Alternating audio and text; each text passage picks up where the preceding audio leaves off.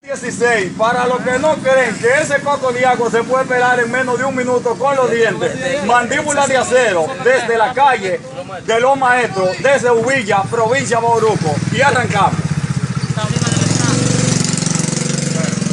Ay, ay.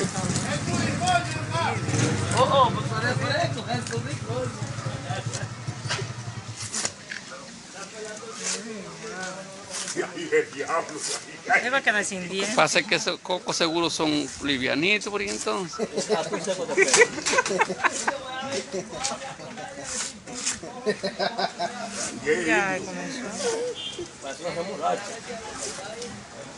Ese coco es indio.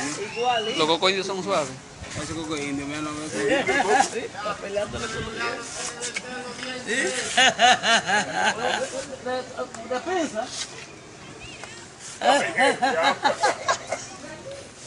Adolfo, venga a ver.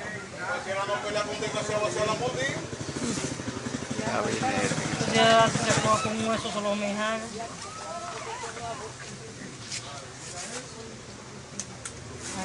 Como que se le vayó un diente. Oh, mi querido.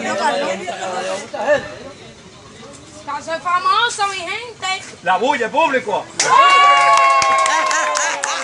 soy famoso. Pelando con los dientes aquí. Aquí en Uvilla y no lo Público. En los calles de los maestros. Una bulla, una bulla. Ya bébete el agua.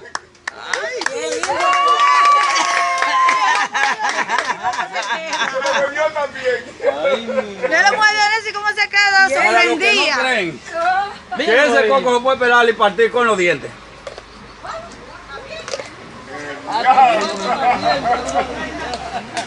Karina. Lo devolvió todo. Es vivo. Que lo llamaron. El diablo.